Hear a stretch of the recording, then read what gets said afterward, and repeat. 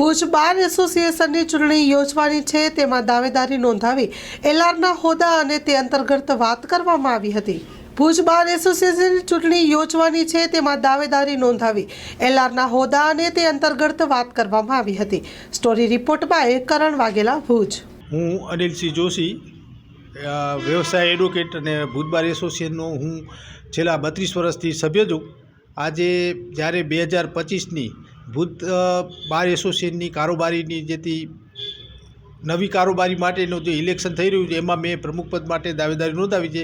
મારી સાથે ઉપપ્રમુખમાં ગિરીશભાઈ ઝવેરી, સાવીબેન જાટ, પછી મંત્રીમાં દીપકભાઈ રાઠોડ, સહમંત્રીમાં જેથી મનોજભાઈ પટેલ અને મહિલા સહમંત્રીમાં હેતલબેન દવે, ખજાનચીમાં દીપકભાઈ ઠક્કર, લાઇબ્રેરી સેક્રેટરીમાં લાલજીભાઈ બુચિયા મારી સાથે છે। જ્યારે કારોબારીની અંદર મારા 13 સભ્યો જે પૂરેપૂરા છે અને અમે મહિલા તેમજ સિનિયર અને જુનિયર વકીલ મિત્રોએ એક પેનલ બનાવી છે, જે પેનલનું નામ અમે સદભાવના રાખ્યું છે।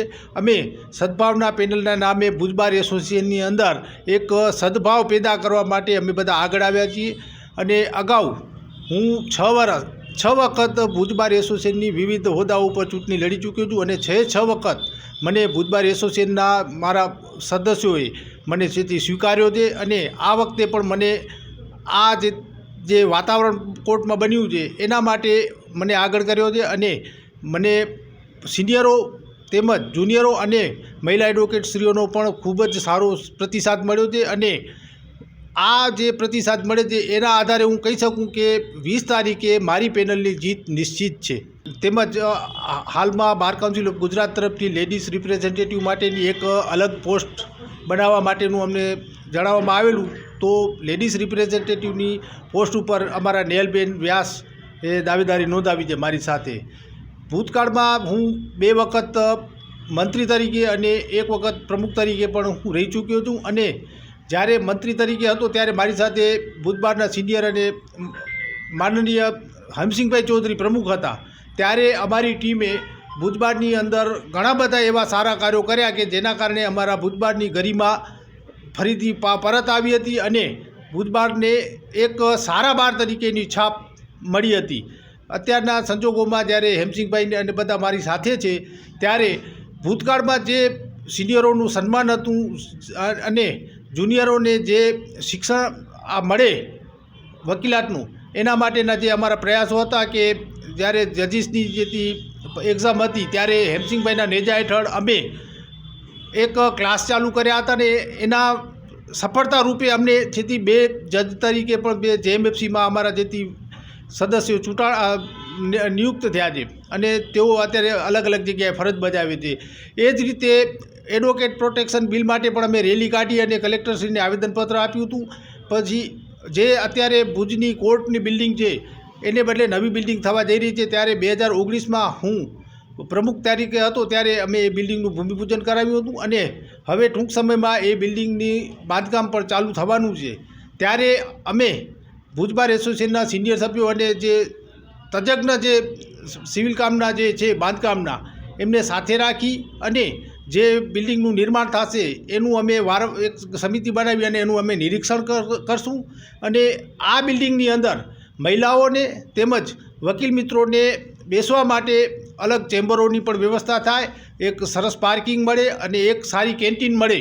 કારણ કે આ જે નવી બિલ્ડિંગ થશે એ ભુજથી થોડીક દૂર હશે શહેરથી, તો ત્યાં કને બધી સુવિધાઓ ઉપલબ્ધ થાય એ માટે અમારી ટીમ પણ કામ કરશે। હવે જે આપ વાત કરી રહ્યા છો, તો બેઠક વ્યવસ્થા માટે પણ અમે અગાઉ પણ કોર્ટમાં રજૂઆત કરી હતી અને અલગ અલગ જે કોર્ટો છે એની બહાર બેઠક માટેની વ્યવસ્થા પણ અમે ગોઠવાવી હતી।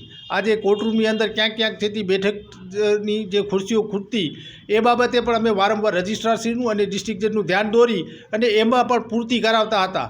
અને નવી બિલ્ડિંગ બનશે એના માટે તો એક અલગ જ અમે જેથી વ્યવસ્થા ઊભી કરાવવા માગીએ છીએ કે જેથી કરીને વકીલોનું સન્માન પણ જળવાય અને સ્વમાન પણ જળવાય। અત્યારે ભુજ બારમાં ઘણા બધા પ્રશ્નો 2 વર્ષથી ભેગા થયા છે અને પ્રશ્નોના નિરાકરણ માટે આ ટીમ વર્ષોથી પંકાયેલી છે। 2002થી આ ટીમ બની છે અને અત્યાર સુધી અવિરત કામ કરતી રહી છે। વકીલો ઉપર કોઈ ક્યારે પણ કોઈ તકલીફ પડે છે ત્યારે આ ટીમ છે ને વકીલોની 108 ગણાય। દુઃખ અને સુખમાં હંમેશા સાથે રહી છે અને વકીલનો વ્યવસાય અને વકીલોનું હિત અને બારનું હિત, બારનું માન અને સન્માન જાળવવા માટે પૂરતા પ્રયત્ન અગાઉ પણ કર્યા છે અને કરતા રહીશું. અનિલભાઈ જ્યારે ઊભા છે, અનિલભાઈને મંત્રી તરીકેનો 2 થી સહમંત્રી, 2 વખતનો મંત્રી અને 1 વખતનો પ્રમુખનો અનુભવ છે. અમે સાથે જ છીએ. આપણે હમણાં જ વાત કરી કે વકીલોની વહેંચવાણી વાંકડાની, તો અમારી એનાથી થોડી સોચ એનાથી આગળ જાય છે. વાંકડા વકીલો માટે યોગ્ય ગણાય નહીં, એટલા માટે અમારો એવો પ્રયાસ રહેશે કે વકીલોને ચેમ્બરો મળે અને એક સારો માન સન્માનથી વકીલો વ્યવસાય કરી શકે એવો અમારો પ્રયાસ રહેશે. કારણ કે ઘણી બધી જગ્યાઓએ ચેમ્બરો વકીલોને આપવામાં આવી છે. જો અત્યારે નવી બિલ્ડિંગનું જે કમ્પાઉન્ડ છે એની અંદર અમને જુદી જગ્યા જો ફાળવવામાં આવે તો અમારા ખર્ચે પણ વકીલો ભેગા થઈને ફંડ ફાળો કરીને પણ ચેમ્બરો બનાવે એવો અમારો પ્રયાસ રહેશે. અને હંમેશા અનિલભાઈ અને મારી ટીમ 2002થી અમે સાથે છીએ આ પેનલમાં.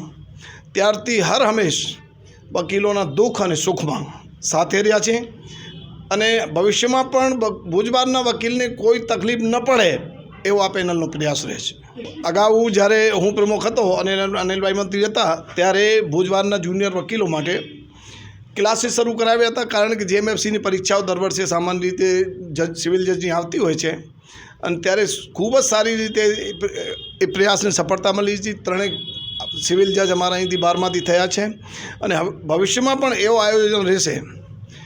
બીજું કે ક્લાસીસ માટે તો અમે છીએ જ પહેલાંથી, પરંતુ સાથે સાથે જ અમારો જે આયોજન છે તે રેગ્યુલરલી નવા વકીલોને શિક્ષણ મળી રહે. અહીંયા અમારા વકીલો જે LLM કરે છે, ઘણા બધા વકીલો LLM કરે છે. યુનિવર્સિટીમાં હજુ LLMની સુવિધા અહીંયા કચ્છ યુનિવર્સિટીમાં નથી, તો તે માટે પણ એક પ્રયાસ બાર કાઉન્સિલ ઓફ ગુજરાત સાથે લાઇઝનિંગ કરીને એ કરવાનો રહેશે. એવો પ્રયાસ પણ અમારી ટીમ કરશે. એક મોટો પ્રશ્ન જે છે એ પ્રોટેક્શનને લગતો છે અને તાત્કાલિક કોઈ પણ વકીલને તકલીફ પડે જુનિયરશિપમાં, બધા આર્થિક સદ્ધર નથી હોતા, ત્યારે હું એક દાખલો આપું તમને. તો અશોકસિંહ જાડેજા કરીને એક વકીલ હતા અને 2 વર્ષની વકીલાત હતી અને એક યુવાન અવસ્થામાં એ વકીલનું મૃત્યુ થયો હતો. તો ઘર ઉપર જે તકલીફ પડે એના માટે તે વખતે હું જ પ્રમુખ હતો અને એમની જે શોકસભા રાખી હતી એની અંદર ફંડ ફાળો કરીને 2.5 થી 3 લાખ રૂપિયા ઇમિડિયેટલી એના ઘરે પહોંચાડ્યા હતા. તો એના માટે અમારો એક આયોજન એવો રહેશે કે એક સુરક્ષા કવચ તરીકે વીમા પોલિસી ગ્રુપ વીમા બાર એસોસિએશનના દરેક સભ્ય માટે આવે અને એક તાત્કાલિક એમરજન્સી ફંડ જે હોય બારમાં ભેગા કરીને એમરજન્સી ફંડ તરીકે ઇમિડિયેટલી કોઈ વકીલને કોઈ તકલીફ પડે તો તાત્કાલિક એને 2-5 લાખ રૂપિયાની મદદ કરી શકાય એવો ફંડ ઊભો કરીને અને એમાંથી પણ વીમાની જે રકમ છે જે ગ્રુપ વીમાની એ ભરી શકાય અને તાત્કાલિક ઇમિડિયેટલી કોઈ પણ બહારના સભ્યને મદદરૂપ થઈ શકીએ એના માટેનો પ્રયાસ અમારી ટીમનો ખાસ રહેશે. બાર એસોસિએશન ચૂંટણી 20/12/2024ના રોજ જ્યારે થવા જઈ રહી છે ત્યારે અમારા પેનલમાં અનિલભાઈએ પ્રમુખ તરીકે ઉમેદવારી નોંધાવી છે અને એમની સાથે અમારા 4 બહેનોએ પણ ઉમેદવારી નોંધાવી છે. અને આ વર્ષે એલઆરનો એક નવો હોદ્દો બાર કાઉન્સિલ ઓફ ગુજરાત દ્વારા આપવામાં આવ્યો છે. એમાં નેહલબેન વ્યાસે પોતાની ઉમેદવારી નોંધાવી છે. અનિલભાઈ અગાઉ પણ પ્રમુખ તરીકે રહી ચૂક્યા છે અને અગાઉ ઘણા બધા હોદ્દાઓ ઉપર એમણે કામ કર્યું છે અને એના કામગીરીથી અમને અગાઉ પણ સંતોષ હતો અને એનો સંતોષ અમને આજે પણ છે અને અમે એને પૂરેપૂરો સપોર્ટ કરીએ છીએ અનિલભાઈને અને અનિલભાઈ ચૂંટાઈ આવશે અને ચોક્કસ ચૂંટાશે એવી અમને આશા છે. હા, અમારા ઘણા બધા પ્રશ્નો છે. દાખલા તરીકે હમણાં લેડીઝ બાર એસોનો પ્રોબ્લેમ હતો ત્યારે એ બાર અમારા એક વકીલ સાહેબ પ્રમુખ હતા, એમણે બાર કોર્ટને આપી દેવાનું નક્કી કર્યું. ત્યારે હેમસિંગભાઈ, અનિલભાઈ ને અમે બધાએ ખૂબ જ મોટો વિરોધ કરેલો અને એ બાર રૂમને અમે બચાવેલો અને અત્યારે એ બાર રૂમ લેડીઝ બાર રૂમ તરીકે ખૂબ જ સગવડ ભર્યું છે અને બહારગામથી જે અમારી બહેનો આવે છે એ બધા એનો રેસ્ટરૂમ તરીકે ઉપયોગ કરે છે. અને એમાં હેમસિંગભાઈ પ્રમુખ હતા ત્યારે એમાં બાથરૂમ, ફ્રીજ, તેમના લોકર વગેરે બધી સગવડો એમણે તેમાં કરાવી આપી હતી અને એમાં બહેનોનો ખૂબ ફાળો રહ્યો હતો. અને નેહલબેન તે વખતે ઉપપ્રમુખ હતા અને એમણે પણ ખૂબ મહેનત કરેલી એના માટે. આયુષ હોસ્પિટલ ભુજ દ્વારા આયોજિત લેપ્રોસ્કોપિક અને સામાન્ય સર્જરી શિબિર. ઝડપી જલ્દી રિકવરી, નાનો ચીરો, ઓછો દુખાવો, ઓછું લોહી વહેણ. તારીખ 15 થી 25 ડિસેમ્બર 2024. સમય સવારે 10:30 થી બપોરે 2 વાગ્યા સુધી. માત્ર 30,000માં ઓપરેશન. 10 વર્ષથી રાહત દરે સારવાર આપતી ગુજરાતની સૌથી મોટી ચેઇન હોસ્પિટલ એટલે આયુષ હોસ્પિટલ. આયુષ હોસ્પિટલ ભુજ દ્વારા આયોજિત લેપ્રોસ્કોપિક અને સામાન્ય સર્જરી શિબિર.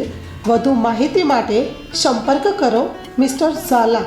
Mobile number 7874188889. સરનામું નોંધી લેશો. City mall compound, GK general hospital પાછળ, કેમ્પ એરિયા, ભુજ, કચ્છ. તમામ અગ્રણી કંપનીની કેશલેસ સુવિધા ઉપલબ્ધ છે.